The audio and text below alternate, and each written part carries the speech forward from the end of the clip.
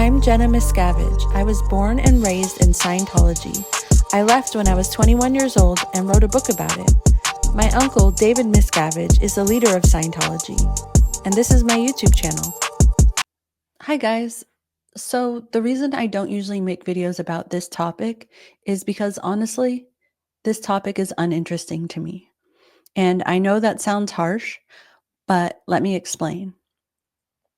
The truth is that I even have trouble remembering the details of where Shelly's exact location is. And it's because to me, it's really irrelevant.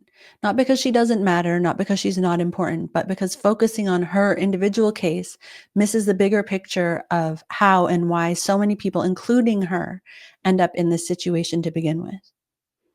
So, for those of you who may not know what I'm talking about, Shelly Miscavige is the wife of Scientology's leader, David Miscavige. And for years, people have been asking, where is Shelly?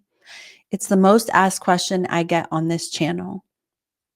What many people don't realize is that Shelly is my aunt. We were close when I was in Scientology, and I still have letters from her, but I haven't heard from her in years. By the end of this video, I'm going to tell you how she came to be missing, where she actually is, and why that question, while well-meaning, might be the wrong one. The question, where is Shelly, really gained traction when Leah Remini asked it publicly. It went viral. It felt like a mystery and it stuck. Shelly wasn't just any Scientologist. She was my uncle David Miscavige's assistant, and he is and has been the leader of Scientology. She was his right hand. She was involved in everything he was involved in. She was wherever he was, managing his schedule, his movements, his entourage. She facilitated everything he did, including meeting up with Scientology celebrities like Leah Remini, fielding calls from them, and coordinating public appearances. That is why people used to see her, not because she's a public figure, but because she ran the behind the scenes of the leader of the organization. But the average Scientologist would not actually even recognize her by face or even necessarily by name. In Scientology, especially in its most dedicated group called the Sea Org, it's very rare for husband and wife to be allowed to work together. Many couples are separated by continents or even stationed at a different base for years, and that's just considered normal because Scientology is the most important thing and its mission takes precedence over absolutely everything, over love, family, friendship, even your own children. Something I know personally, having been born and raised in Scientology and a part of the Miscavige family. So the fact that Shelly got to be near Dave and to work alongside him daily was a privilege almost no one was given. But once she was no longer in that role, she disappeared from public view. Several high-ranking former Scientologists have reported on what may have caused Shelly to be demoted. One credible source is Tom DeVocht, a former top Scientology executive who worked closely with my uncle David Miscavige. In a recent blog post, he shares insights about the internal dynamics that may have contributed to her being demoted. I'm going to read a little bit from his blog. He's talking about working with my uncle David Miscavige, and he says, I learned he and Shelly lived apart. Shelly had become jealous because Lou, Dave's communicator, which is a Scientology word for assistant, had gotten closer to him than she was. Shelly and I got closer too. I learned from her she was an ordinary woman, driven by the same basic instincts all of us have. She suppressed her real feelings, desires, and emotions, just like the rest of us. She felt as uncomfortable around Dave as I or anyone else did, but in a position more precarious than all of us. I could see through her eyes and feel her pain. It was my private moments with Shelly that lit the slow-burning fuse leading to the final mind-blowing realization. She and I had a few chances alone to discuss the situation with Dave. She was just as aware as any of us that Dave was losing his mind with power. He was off his rocker. He needed to be stopped. He needed help. I believe Shelly cared about Dave, but she also saw through him. I'll put a link to his blog in my video description, but I can tell you with confidence that Tom is credible because I know him personally. He was my friend and he was my guardian when I was a child, and I witnessed firsthand his close working relationship with my uncle Dave. He was there, he was trusted, he saw what other people didn't. But in the post, he described the environment and the tension between Dave and Shelly that could have eventually led to her demotion. But being demoted and not being seen publicly because your job changes is entirely different than being missing. Comedian Whitney Cummings made a really interesting point in a podcast that stuck with me. She compared Shelly to Serena Joy from The Handmaid's Tale. noting how strange it is that she's the one we ask about when there are so many others still stuck inside. And it's a fair point. Why only Shelly? I'm going to show you the clip. And I was looking for Shelly Miscavige. Where is she? Where is she? Here's what I'll say. Yeah, please. I think the bitch is at like Neiman Marcus in Houston. Like she is not, I don't think she's at the bottom of the ocean. Right. She's, I don't know. Epstein Island still has the mosque. She's probably in there having a lovely time. I don't think she's like a good person just because she's a woman. I think she's the Serena Joy of Gilead. Got it. You know what I'm saying? I think she kind of has probably been the marionette doll operator. It's a very hot take of this whole thing. Oh, wow. Okay. Do you think? I mean, why did she disappear again? This whole thing of that she's this like victim that's been hidden. I mean, she was with the head of Scientology for what, 30 years? Right? Apparently still. Don't you think she was the mastermind behind it all? Not to say a man couldn't build an organization this complex without a woman's brain. So obviously Whitney is kind of joking, but her sentiment rings true. There are so many other people in Scientology who have grown up there and lived there their whole lives that we don't know where they are either. So what exactly is missing? And if you're wondering what it means that Shelly is missing, she's not. She's at Scientology's base near Twin Peaks, California, operated by the Church of Spiritual Technology, often referred to as CST. It's a Scientology sub-organization that is an extremely remote, high-security compound dedicated to preserving the works of Scientology's founder, L. Ron Hubbard, and it houses underground vaults for archiving his writings. The CST base is not a public-facing Scientology facility. Only a small workforce is there, and it's believed that Shelly's been kept at this base under strict supervision since she was removed from her role. While she hasn't been seen publicly, there have been credible reports and sightings from her at this location. If you want to hear more details about how we know where Shelly is, there's a video on growing up in Scientology that breaks it down farther, and I will link to this video in the video description. But the bigger question is, why is Shelly still there? Shelly's still in Scientology because she was groomed to be. She was taught that regular schooling was dangerous, that the outside world was evil, and that leaving Scientology would mean abandoning mankind and being responsible for its downfall. And I know people ask, how can anyone believe that? But you might believe it too if you were taught it as a child. If your parents, the people who you're biologically wired to trust, taught you that it was true. If your access to the outside world was cut off, if your education was denied, if your entire survival, your friends, your purpose, your community relied on staying inside. Scientology even makes you sign something giving them permission to monitor your incoming and outgoing mail. I signed that when I was 13 years old. You have no privacy, no freedom, no tools to even question what's happening to you. That's not weakness. It's not stupidity. That's grooming. It's coercive control. And that's why people stay. And it's why I was extremely lucky to be able to get out. The truth is that when Leah filed a missing persons report for Shelly, I was a little bit taken aback. She didn't reach out to me, not to even ask if I'd heard from Shelly, and for a little while, I felt guilty, like maybe I should have done something too. But then I thought if I filed a report for Shelly, then wouldn't I have to file a report for everyone I hadn't seen or heard from? Where would that end? That's when I realized that what I'm doing right here on this channel, by talking to media, by writing a book, it's the most important thing I can do. Exposing how Scientology works to the general public, showing how it grooms people from a young age, helping people understand how it traps them. That's how I help Shelly. That's how I help the others still inside. And that's how I help prevent others from even getting pulled in the first place. So maybe instead of asking, where's Shelly, we should be asking, should religions or parents be allowed to deprive children of a standard education under the protections of religious schools that have no legal guidelines to prepare children for life outside the cult? Should religious schools be allowed to isolate kids from the outside world? If this treatment of children in these schools are being subsidized by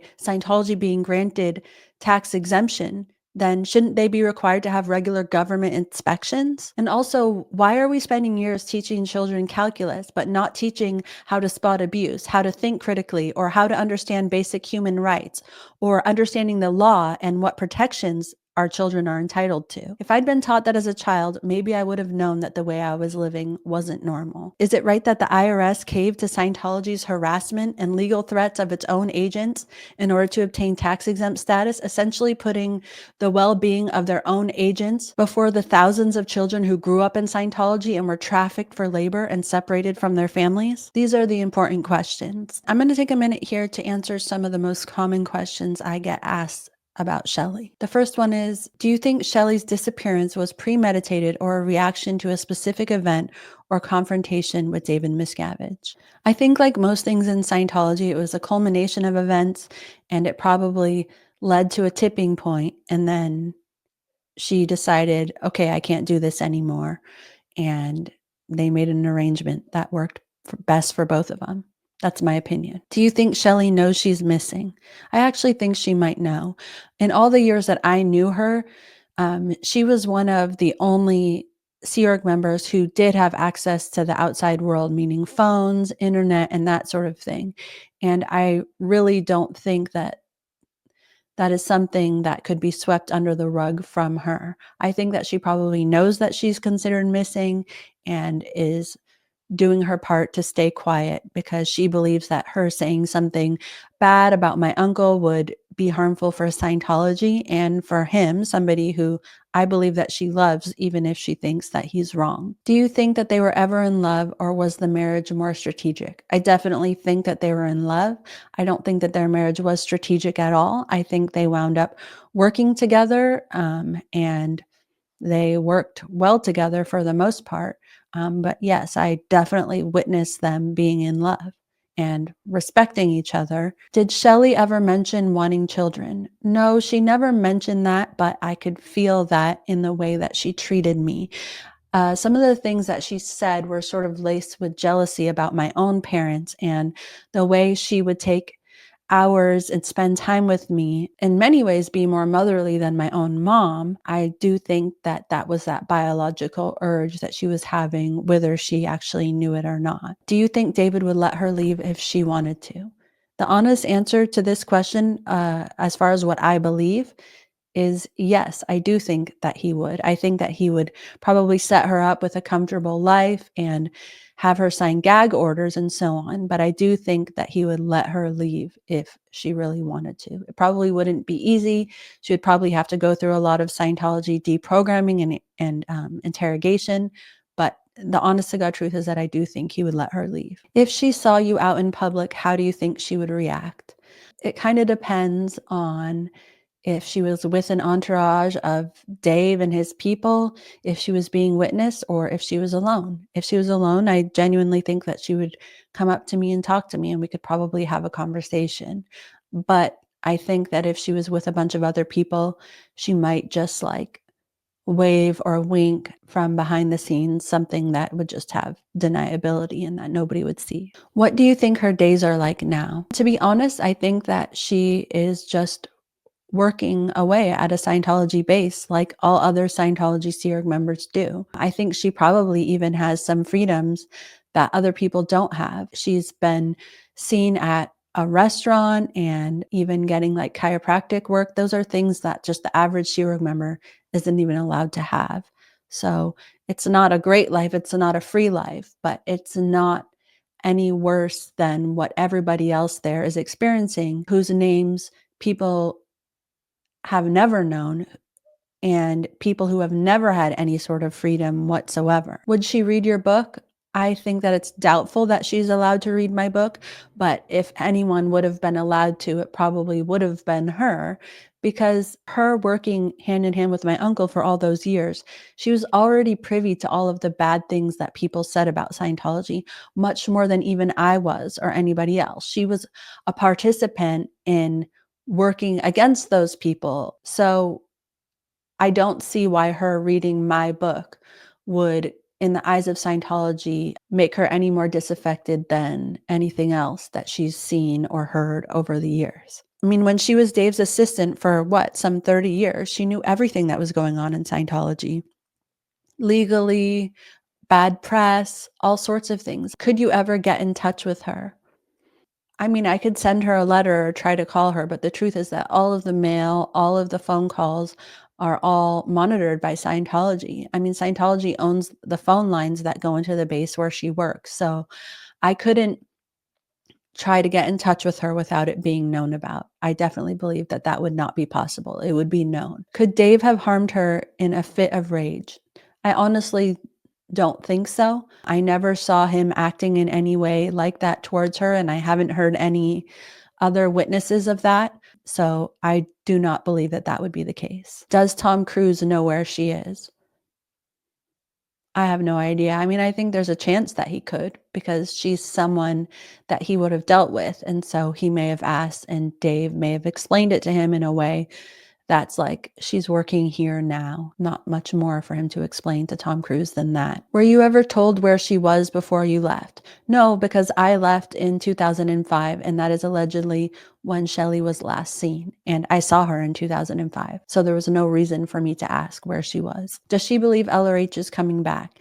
Yes, she is one of the people in Scientology who were told that L. Ron Hubbard would be returning to do his duties when he picked up another body. In Scientology, they believe that you're a spiritual being who inhabits a body and you live lifetime after lifetime. So yeah, she was somebody who believed that he would be coming back in 20 something years. And she was absolutely a true believer and saw L. Ron Hubbard as a father figure and loved and adored and praised him. And she definitely did believe he was coming back. What was she like? Shelly was a quiet, somewhat meek, but also no nonsense person. She never talked to me like I was a child or a baby. She talked to me straight up like I was an adult, but she was interested in me as a person, and she was interested in participating in my growth as a Scientologist and as a person and as a woman. She was caring, and she always kept in contact with me, and she was loving, but not with the same warmth that, like, say, my grandma was. But it was because I believe that she felt like she had to be reserved, because she was really conflicted with having this love and warmth inside of her, but also feeling like it was wrong that she felt like that towards me as a family member, because technically in Scientology, since we're both spiritual beings, we're not technically really family. And so I think that it was a little bit confusing for her. But I saw her many times when Dave would get angry at somebody or assign them a certain fate. I would see her go behind him and sort of soften the blow, including to me, including to friends that I had. She would be like, it's okay, you're going to get through this. Or she would renegotiate the penalty behind the scenes. And so she would try to soften his blow, but she was also loving towards Dave. She cared about him and respected him when I was there. This was in 2005 and earlier. And he also, whenever I was there, he listened to her and respected her, and she sort of calmed him down. But at the same time, Shelly did things to me that were very harmful, like, saying I couldn't call my parents when I was 12 years old, and talking badly to me about my parents, or getting me in trouble for doing things that were natural human teenager things. But those were part of the Scientology beliefs. And so on one hand, she could be kind and gentle and nicer than many. And on the other hand, she could be really firm, and she participated in everything that my uncle did. And while I believe that she tried to lessen some things, she also was very much right there all the time and knew of everything. So in many ways, she is a more relatable person, but also less relatable. My uncle and her lived in luxury. They had cars, they had condos, they had stewards, they had personal chefs, they had personally tailored clothing. So in many ways, it was easier for her to be nice than it would be for the average Sea Org member or a dedicated Scientologist. It was just a different life than other Sea Org members were living. Does she actually want to be left alone? I do honestly believe that Shelly does want to be left alone. I believe that she believes in Scientology, and she believes in its mission, and she believes in L. Ron Hubbard, And unfortunately, that's just how it is with many cult members. They will fight you the hardest when you try to get them to leave. And that's a tough situation. That's what makes it a cult. A system designed to make leaving feel impossible, not just emotionally, but practically. When everything you know is inside the group, when you're made to feel like the outside world is dangerous or evil, when you're told that leaving means destroying mankind, you don't just walk away from that. You're trapped, but you're trapping yourself mentally. You can't force someone out of a cult. You can't yell them out. You can't argue them out. Confrontation does not work. What works is planting seeds, saying one thing that sticks in their mind, saying one thing that doesn't quite line up with what they've been taught, and then letting time pass, letting that idea bump into others until one day it opens a crack, then another crack. And if they have a safe place to land, and if somebody's waiting on the other side with compassion instead of judgment, then that's when change happens. That's how it happened for me, and that's how it happens for a lot of people. If you want to help people who've been groomed or trapped by Scientology, please donate to the SPTV Foundation. We directly support people trying to escape, heal, and rebuild their lives. You can find the website for this nonprofit foundation at sptvfoundation.org. Thank you so much for watching. I'll see you in the next one.